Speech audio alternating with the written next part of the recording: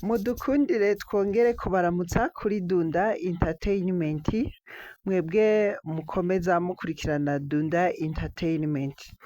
Mbega muri Dunda Entertainment muri uno mwaka tubategurira iki? Muri Dunda Entertainment nk'uko dusanzwe dufise ligne editoriale yemewe, turi mu vyerekeranye na changement y'urwaruka, tukaruhindura mu vyiyumviro tukabashiramwo ivyiza gusa.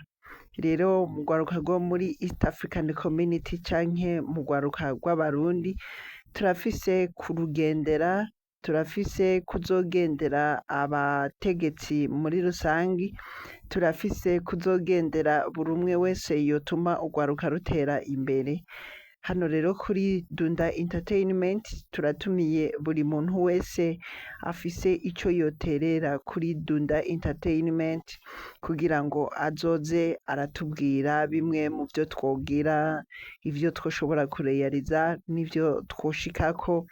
Rero kuri Dunda Entertainment hazoba harimwo ugufashanya bidasanzwe bidasubizwamwo vy'urwaruka co kimwe n'abasanzwe batureze. Ikaze rero kuri Dunda Entertainment, tuba turi ngaha amasaha 24 ku masaha 24. Rero icipfuzo ca Dunda Entertainment nuko buri rwaruka rwoshobora kumva yuko rwisanga mu rundi rwaruka rukiteza imbere bimwe bidasubirwamwo. Kandi muramaze kubona yuko urwaruka rw'abarundi burya rufise impano zitari nkeya. Rero kugira ngo izo mpano zose zigire akamaro, zigire ikimazi, nuko urwaruka rushobora kumenya yuko urundi rwaruka rwamaze kubatanga mu mirimo yo kwikorera ivyiwe. Muramaze kumva ku maradiyo atandukanye nko kuri Kazoza FM no ku yandi maradiyo aho bavuga ngo we must be our own boss. You must be our own, we must be our own boss. Dushaka kuba ababosi ubwacu muri rusange. Mbe kugira ngo ushobore kuba umubosi muri rusange, biboneke yuko udaheza ngo uryame canke ngo usinzire utaragera kuri iyo mbona kazoza yawe. Rero muri rusangi tubabwire yuko buri mujene wese mu gihe yamaze gufata ihangiro ry'umujene muri rusangi riba rimeze nk'iki: riba rimeze nka orere y'umwaka, rya orere mumaze kubona ku mashuri bavuga bati nimba dutanguye mu kw'icenda itariki nka 15 nk'akarorero, tuzoruhuka igice ca mbere igenekerezo iyi nini y'ukwezi kwa 12. Muri rusangi iraheza ikaba iyo nyene. Hanyuma tuzoheza tukongere dufate igice ca kabiri mu kwa mbere itariki nini, hanyuma tugeze mu kwa gatatu canke mu kwa kane itariki nini ikaba iyo nyene. Hanyuma bagaca baheza bagahera igice ca gatatu mu itarike bavuganye kuri orere y'uno mwaka, hanyuma bagaheza bakageza mu kwezi kw'indwi bakongera bakanavuga bati examen d'etat izoheza ikogwe uku n'uku n'uku. Hanyuma kw'ishuri muri rusange baraheza nabo bakazotora orere yo guha amasertifika urwaruka. Hanyuma muri leta naho nyene baraheza bagatora budget. Inyuma yo gutora budget y'umwaka baraheza bagaca batora calendrier. Nico kimwe na kurya bavuga ngo calendrier y'amatora. Hanyuma hagaca hakurikira ingene ibikorwa bizoheza bigaca bikurikirwa, hanyuma hagaca haba n'igihe ca clôture. Rero mu buzima bw'umuntu nabwo bisa nuko urashobora kwiha ihangiro, arico gituma leta yari yafashe icitwa Vision 2025. Muba mwarayumvise Vision 2025? Kandi muri iyo Vision 2025 naho ataco barayivugako, leta ndibaza irafise ico yoba yari yarateguriye urwaruka, canke iyo vision leta irafise ingene yagiye iherekeza urwaruka muri iyo vision 2025. Tugomba tubahe akarorero k'ivyaranguwe muri vision 2025 kandi vyashimangiwe. Habaye ishirahamwe ryitwa paeje. Iryo shirahamwe riza riri kumwe na banki yitwa bije. Ivyo bintu bibiri ndakubwiye, iryo shirahamwe paeje n'iyo banki bije muri ino myaka 5 barashoboye kuza barakira abana urwaruka cane cane b'Uburundi, urwaruka rw'Uburundi rusaba imitahe yo gukoresha.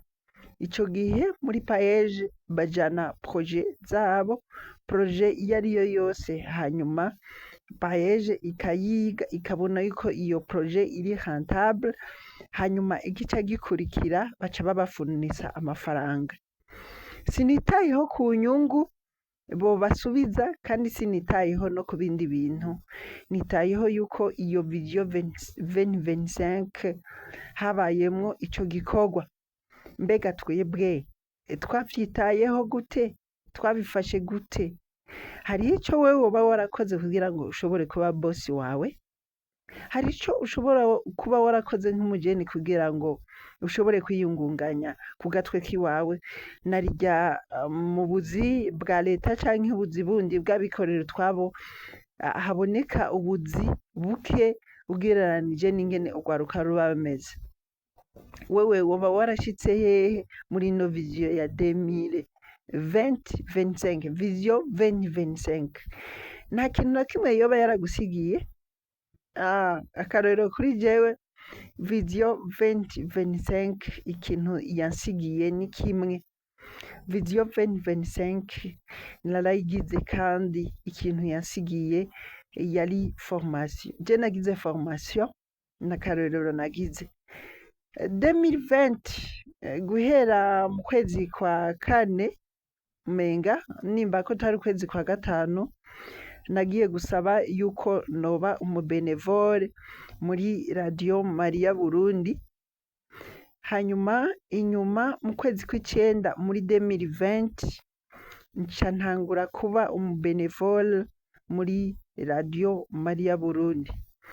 Hanyuma inyuma yo kuba umubenevole narize, turiga ibi vyo kuvuga amakuru, turiga ibi vyo kugira animation muri rusangi, vyo kugenda kuri animation de l'antenne, kuja kuri antenne murabizi ko ari kuja kuri micro hanyuma ukanonsa ukanima, hanyuma tukiga ingene tuvuga amakuru, hanyuma turiga ingene tuja kuri terrain.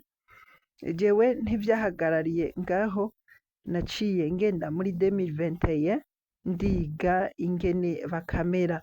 Ubu nsanzwe ndi umukameramani. Hanyuma inyuma yaho urumva ko nabandanije ndi umujournaliste kuri Radio Maria Burundi, aho nakomeje niga strategie z'ingene noshobora kuzamuka. Ico gihe ababibona babona yuko umenga sinzi ingene meze. Hanyuma muri 2022 naciye ngenda kugira ngo ndabe ingene notangura kwanima publiquement. Niho naciye ntangura umugambi wo kuja mu bandi muri Mariathon, tugenda twanimira igikorwa ca Mariathon. Ico gihe ndibuka ko nahereye imbere ya BCB, hanyuma ndakurikiza ko ndagenda mu Kamenge kw'isoko imbere ya BCB muri Mariathon, ndagenda mu Kamenge kw'isoko. Muri iyindi myaka ibiri 2023 2024 nagiye kwa Siyoni kw'isoko. Ico gihe amasoni ibintu vyose nari mfise vyarugurutse birava ku maso, hanyuma ndakomeza. Muri uno mwaka wa 2025 nagwanye no kugira ngo nshobore gukoresha televiziyo yiwanje alinye, kandi ivyo ndiko ndabiraba biriko biratora inyishu, kuko naravuze nti kugira ngo nshobore kugira televiziyo alinye ntegerezwa guca mu mategeko. Guca mu mategeko navyo murabizi yuko bica muri sense, kugira ngo ikinyamakuru gishobore kwemerwa bica muri sense. Hanyuma sense irafise ukungene yikonegitana na ARCT, nko kuvyerekeranye n'ingene iradiyo ishobora kwemerwa canke televiziyo, mugabo jewe ndacari ku ntambwe ya mbere ya sense. Niho ndi rero, intambwe ya mbere naramaze kuyitera. Ni témoignage nshatse kubwira buri mujene uwo ari we wese kugira ngo yumve yuko buri kintu cyose gitera intambwe. Murumva iyi vision 2025 nayigiriyemwo iki? Nayigiriyemwo experience, naho ata mahera noyikuramwo, naho ata buryo buhambaye nayikuyemwo, urumva yuko nagize formation, nayigizemwo formation. Mbega nawe vision 2025 ku mwaka wa 2025 ngo muhere, we wayigizemwo iki? Tahura ikintu kimwe kugwaruka, uno mwaka wa 2025 twagiye twumva yuko umukuru w'igihugu cacu ciza c'Uburundi ari umufana w'ugwaruka. None ko ari umufana w'ugwaruka, nimuze mwese duprofite uwo mwanya mwiza w'ingene dushigikirwa, hanyuma tugende tugana umukuru w'igihugu, tugiriranire ibiganiro, tugiriranire buri kimwe, tumubwire aho ibintu vy'iwacu bicumbagira,